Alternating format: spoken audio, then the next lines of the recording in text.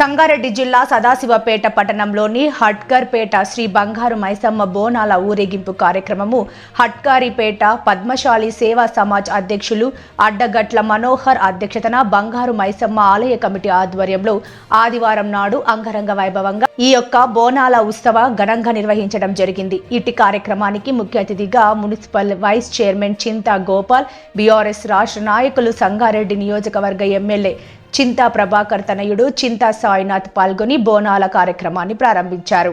ఉదయం అమ్మవారికి ప్రత్యేక అభిషేకాలు, అలంకరణ, ఓడి బియ్యం సమర్పించడం జరిగింది. తదుపరి బోనాల ఊరేగింపు కార్యక్రమాన్ని మొదలుకొని హట్కరిపేట ప్రజలు, పద్మశాలి సంఘం ఆడపడుచులు, కుల బాంధవులు అధిక సంఖ్యలో పాల్గొని ఆ యొక్క కార్యక్రమాన్ని ఘనంగా నిర్వహించారు. బోనాల ఊరేగింపు ఆలయ ప్రాంగణం నుండి మొదలుకొని పట్టణ పురవీధుల గుండా గాంధీ చౌక్ నుండి కొనసాగి మళ్లీ ఆలయం వరకు చేరుకుంది. ఈ కార్యక్రమంలో శివసత్తుల పూనకాలతో, ఆలయ పూజారి నగేష్ పంతులు దండకాలతో, కుల బాంధవుల నృత్యాలతో ఎంతో కన్నుల విందుగా కొనసాగింది. తదుపరి అమ్మవారికి బోనాలు సమర్పించి తీర్థ ప్రసాదాలు స్వీకరించారు. ఇటు కార్యక్రమానికి అన్నదాన కార్యక్రమం కీర్తిశేషులు శ్రీ పొట్టవర్తిని నరసింగరావు జ్ఞాపకార్థం వారి కుమారులు పొట్టవర్తిని బాలకృష్ణరాజు, శ్రీనివాస్, వెంకటేశం, మురళి కుటుంబ సభ్యుల ఆధ్వర్యంలో అన్నదాన కార్యక్రమం నిర్వహించారు. ఇటు కార్యక్రమంలో ఆలయ కమిటీ, పద్మశాలి సంఘం కుల పెద్దలు, ప్రధాన కార్యదర్శి ఎన్న మల్లేష్, కోశాధికారి అంబటి విశ్వనాథం, కార్యనిర్వాహక కార్యదర్శి కోట రవీందర్, కార్యవర్గ సభ్యులు దుబ్బడం సుధానందం, ఎల్లబుచ్చిరాములు, ఎల్ల శేఖర్, వడిచర్ల శ్రీనివాస్, బోనకుర్తి మల్లేశం, గన్సి వెంకటేశం, ఆటిపాముల కృష్ణ, ఆటిపాముల లక్ష్మణ్, బామిని రఘుపతి, దుబ్బడం వెంకటేశం, గొంగ మహేందర్, హట్కరిపేట కుల బాంధవులు, ప్రజలు పెద్ద సంఖ్యలో పాల్గొన్నారు. మన తెలంగాణ రాష్ట్రంలో పట్ల మన అమ్మవారి ఆషాఢమా సందర్భంగా మన తెలంగాణ ప్రజలకు అతి ఉత్సవమైన పండుగ ఆషాఢోత్సవం. అమ్మవారి దర్శనం కోసం భక్తులు కానీ అధిక సంఖ్యలో పెద్ద మనుషులు అందరూ పాల్గొంటారు. కాబట్టి మన సంగారెడ్డి జిల్లా లోపలైనటువంటి సదాశివపేట పట్టణం లోపల మన బంగారు మైసమ్మ తల్లి అందరికీ దీవెనలు చల్లగా ఇస్తుంది. కాబట్టి ఇటువంటి భక్తులకు అందరికీ ఆయురారోగ్యాలు, సుగంధాలు కలగాలని కోరుకుంటున్నాము. ఇక్కడ మన అమ్మవారి టెంపుల్ ఉన్నటువంటి అయ్యగారి పంతులు గారిని తెచ్చి కలుగుతామండి. ఇక్కడ అయ్యగారు చెప్పండి, కొంచెం భక్తులకు మీకు ఎలా అనిపిస్తుంది? ఇక్కడ శ్రీమాత్రే నమః. ఓం భవాని ఏమనగా ఆషాఢమాస శుద్ధ గురు పౌర్ణమి దృష్టిని నేడు శ్రీ బంగారు మైసమ్మ ఆలయ మండలి లోపల బోనాల పండుగ అత్యంత వైభవంగా జరుగుతుంది. కాబట్టి ఈ యొక్క బోనాల పండుగకు పద్మశాలి సంఘం వారు అధిక సంఖ్యలో అలాగే భక్తులు కూడా ఇచ్చేస్తారు. మరి ఈ యొక్క ఆషాఢ మాసం అమ్మవారికి ఎంతో చాలా ఇష్టమైనది కాబట్టి బోనం అంటే భోజనం కాబట్టి ఈ యొక్క బోనానికి ప్రతి ఒక్క మహిళ కూడా అత్యంతంగా ప్రీతికంగా చాలా సంతోషంగా ఆషాఢ మాసం అంటే ఆడవాళ్ళకి సంబంధించింది కాబట్టి వాళ్ళు ఆ యొక్క బోనాన్ని అలంకరణ చేసుకొని ఆషాఢ మాసం లోపల అమ్మవారికి ఊరేగించవచ్చు. తర్వాత శ్రీ బంగారు మైసమ్మ ఆలయం లోపల అమ్మవారి యొక్క బోనం సమర్పించి తర్వాత ఆ యొక్క బోనంలో ఉన్న భోజనాన్ని అమ్మవారికి నైవేద్యంగా సమర్పించి తర్వాత అమ్మవారికి ఓడియాలన తర్వాత మహామంగళం. కాబట్టి భక్తులు కూడా ఆ యొక్క అమ్మవారు కూడా చాలా ఆశీర్వాదం జరుగుతున్నారు.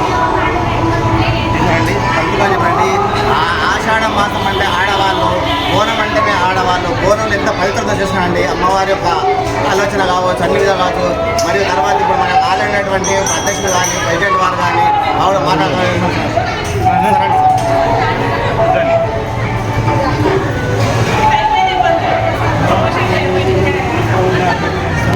సరే కూర్చోండి.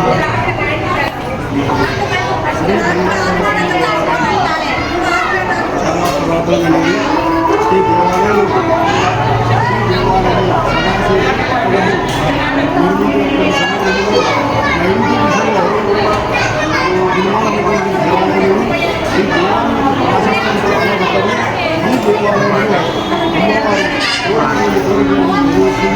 అమ్మవారికి ఒక పక్కన ఈశ్వరుడు, మరొక పక్కన దేవుడు, మరొక పక్కన మరొక పక్కన నవగ్రహాలు, తదుపరి ఇక్కడ మంచి పొలాలు, పురాతనమైనటువంటి ఉన్నాయి. ఇక్కడ ప్రత్యేకమైన పరిస్థితి ఏంటంటే ఓం నమ శివాయ అని అభిషేకం చేస్తే చాలు శివుడు ప్రత్యక్షం సాక్షాత్ ఉచ్చరించినట్లయితే కోరికలు నెరవేరుతుంటాయి. అదేవిధంగా మార్కండేయుడు కూడా ఆయన కూడా అభిషేకం చేయడం సంతృప్తి పొందుతారు. వారు కూడా కోరిక పొందుతారు. అదే రకంగా ఇక్కడ నవగ్రహాల దగ్గర ఆ తర్వాత ఇక్కడ నాగసేవ దగ్గర ఉన్నారు కాబట్టి అక్కడ కూడా సంతానం లేని వారికి సాధారణంగా ఉంటుంది కాబట్టి చాలా మంది భక్తులుంటారు. వారి కోరికలను కూడా నెరవేరుతుంటాయి. ఈ దేవాలయానికి అనేక మంది భక్తులు వస్తూ ఉంటారు. భగవంతుడు ఆశీర్వదిస్తూనే ఉంటున్నాడు. కాబట్టి భక్తులందరూ కూడా తప్పనిసరిగా ఈ యొక్క ఆషాఢ మాసంలో బోనాలు పాల్గొని నీతులు కావాల్సిందిగా అందరూ ప్రార్థిస్తున్నారు. మల్లేశం గారు ప్రధాన కర్షి వాళ్ళ సందేశాన్ని మల్లేశం గారి యొక్క గుడి చాలా సేవ చేస్తున్నారు. గుడికి చాలా అందుబాటు పక్కన ఉన్నారు కాబట్టి ఈ యొక్క సందేశాన్ని ప్రజలకు కానీ గుడికి వచ్చిన వాళ్ళకి కానీ అమ్మవారు ఎలా కాపాడుతుంది, ఎలా దర్శనమిస్తుంది ప్రతి ఒక్కరికి. ఇది పురాతన 100 సంవత్సరాల గుడి. కాకపోతే ఇక్కడ అన్ని విధాల బంగారం కోరిన వారికి కోరికలు తీరుస్తుంటారు. ఇప్పటి వరకు అయితే ఈ అమ్మవారు చెప్పిన వారికి ఎటువంటి అవసరం లేకుండా ఇప్పటి వరకు స్వార్థంగా నడుస్తూ ఉన్నారు. ఈ అమ్మవారి తెలియాలంటే పురాతన గుడి. గుడి నైరుతి భాగంలో అమ్మవారి గుడి ఉంది. ఒక 150 సంవత్సరాల గుడి. ఈ గుడి ప్రత్యేకత ఏంటంటే ఒకవేళ పిల్లలు కాని వారికి కూడా ఇక్కడ పిల్లలు చాలా మంది కూడా అటువంటి వారు కలిగి ఈ గుడికి కూడా డివిజన్ కూడా ఇచ్చింది. ఈ గుడికి చాలా మంది కూడా వచ్చి ఈ గుడి ప్రత్యేకత గురించి ఇక్కడ గుడి కానీ ఇక్కడ భోజనాలు చేయడం కానీ మా కోరికలు అమ్మవారికి కార్యక్రమాలు కానీ సమర్పించినారు చాలా మంది. ఈ గుడి ప్రత్యేకత ఏంటంటే మనము ఏదైనా ఖచ్చితంగా అయ్యి తీరుతుంది. బంగారు వయసు అంటే మనకు ఎక్కినమంటే మన కోరికలు ఖచ్చితంగా తీరుస్తుంది. ఈ గుడి ఆలయం డెవలప్ కాబట్టి 14 సంవత్సరాలు అవుతుంది. అంతకుముందు ఈ గుడి చిన్నగా ఉంది. కాకపోతే ఈ గుడిని జస్ట్ మన ఒక సమాజము మన ఇట్లా అడ్డగట్ట మనోహర్ గారు దీనికి చాలా శ్రమపడి అమ్మటి విశ్వనాథం గారు ఆయన సహకారాలు ఇప్పటికీ చాలా అనిపించింది. దీన్ని గుడిని ఒక నమ్మకం చేసడం అనేది అందరూ కూడా కమిటీ వారు కూడా గుడికి సహకరించి ఇప్పటి వరకు గుడి మెరుగుపరచడం అయినది. కాకపోతే భవిష్యత్తులో కూడా ఇంకా గుడిని చాలా బ్రహ్మాండంగా చేయాలని చెప్పి మేము కోరుతున్నాము.